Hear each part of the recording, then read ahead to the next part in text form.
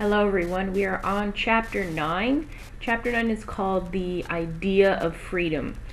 Chapter 9 is also a very long chapter, and he just starts off by repeating some of the previous concepts he's mentioned, so the beginning should be fairly easy. So I'm going to get started on paragraph 1. For our cognition, the concept of the tree is conditioned by the percept of the tree. When faced with a particular percept, I can select only one particular concept from the general system of concepts.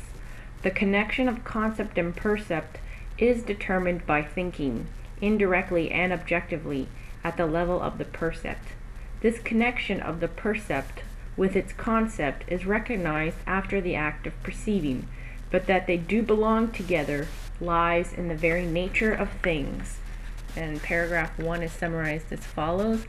The connection of the percept with concept is determined by thinking, and this occurs after the act of perceiving.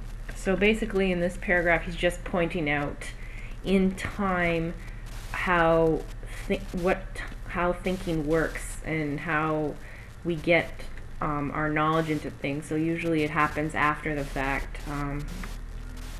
What does he say? It's the connection of the percept with the concept occurs after the act of perceiving. So that's basically what he's pointing out in this first paragraph. So I'm going to move on to paragraph 2.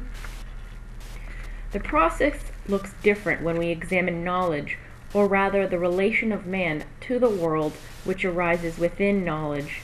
In the preceding chapters, the attempt has been made to show that an unprejudiced observation of this relationship is able to throw light on its nature.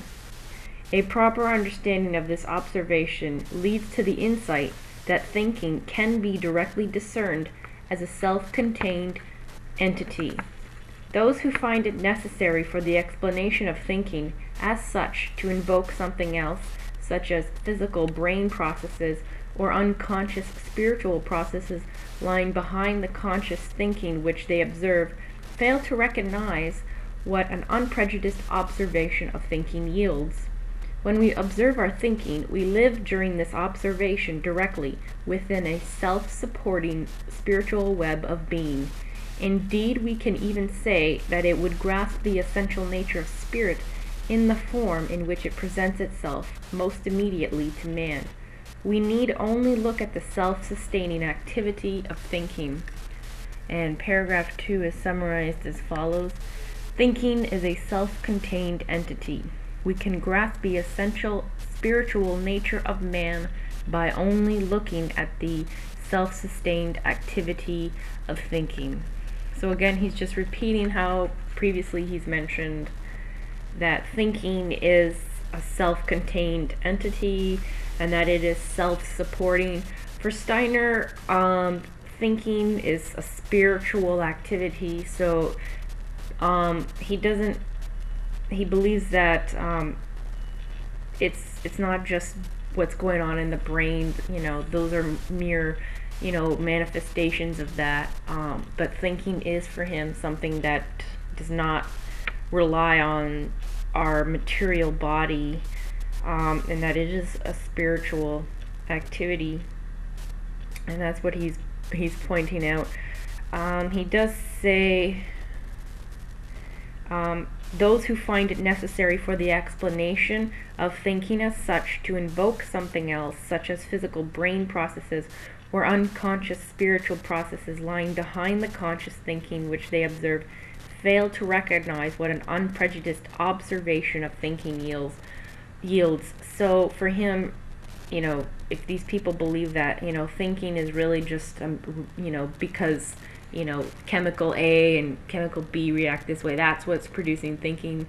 Steiner doesn't believe that, and he believes that if you truly are looking at thinking in an unprejudiced manner, you'll eventually realize that it is a spiritual activity and that it is not based on what's going on in the body. He discusses that more in the future paragraphs, so I'll get to that. But I'll just finish up with paragraph 3 for today. So that's basically all he's pointing out in paragraph 2. Paragraph 3. When we are contemplating thinking itself, two things coincide, which otherwise must always appear apart, namely concept and percept. If we fail to see this, we shall be unable to regard the percepts. If we fail to see this, we shall be unable to regard the concepts which we have elaborated with respect to percepts as anything but shadowy concepts of these percepts, and we shall take the percepts as presenting to us the true reality. We shall further build up for ourselves a metaphysical world after the pattern of the perceived world.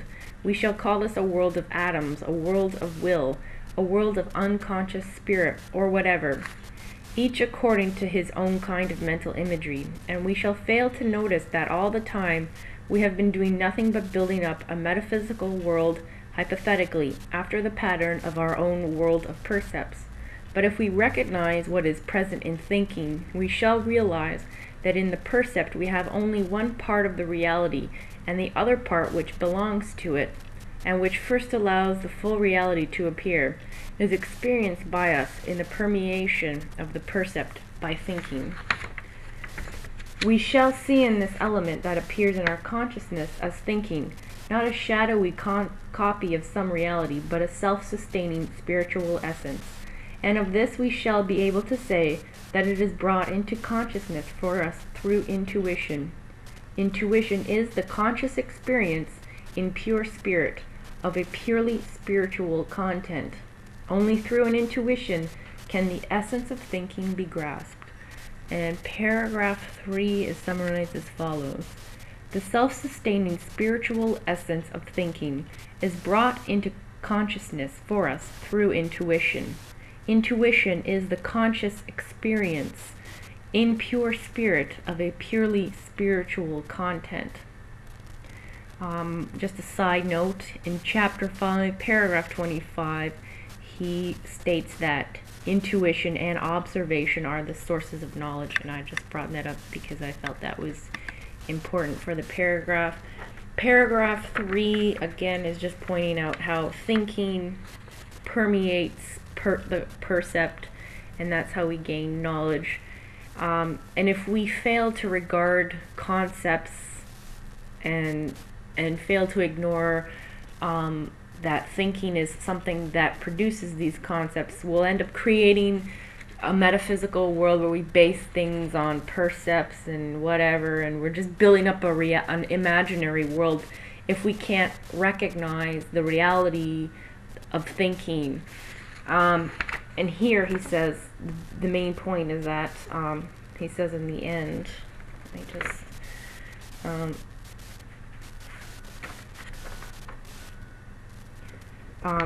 thinking is a self-sustaining spiritual essence, and of this we shall be able to say that it is brought into consciousness for us through intuition.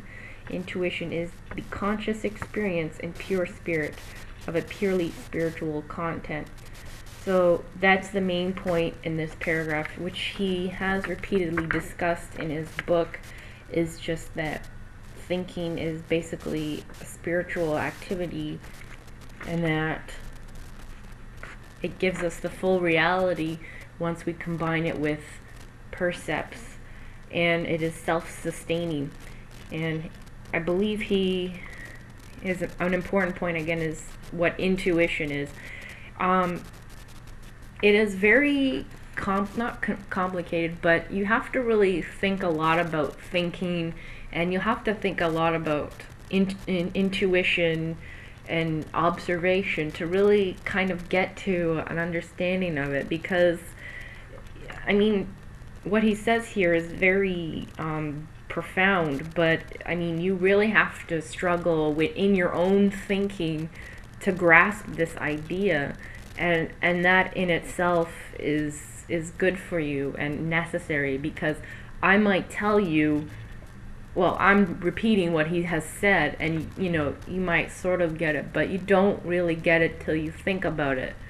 And if you look at your life and you look at all the problems that you have, and if you realize if you really just think about things and really struggle with trying to think about things and imagine things and look at situations like as if it's a movie or whatever, you really start to get that thinking really does give you something very useful in life, and that you really have to struggle in thinking to grasp things, and that's basically what he's saying here. He talks more briefly about how you have to struggle about this concept of the intuitive essence of thinking, but I mean that's really his whole point, and that's what we're doing in this book, is we're really thinking about thinking, and the whole struggle to get thinking involves thinking, and so it doesn't make sense unless you do all this thinking. So I mean, you guys have to do the work. I can't do the work for you, he can't do the work for you, so you really have to struggle with thinking, and that's what you're doing in this book.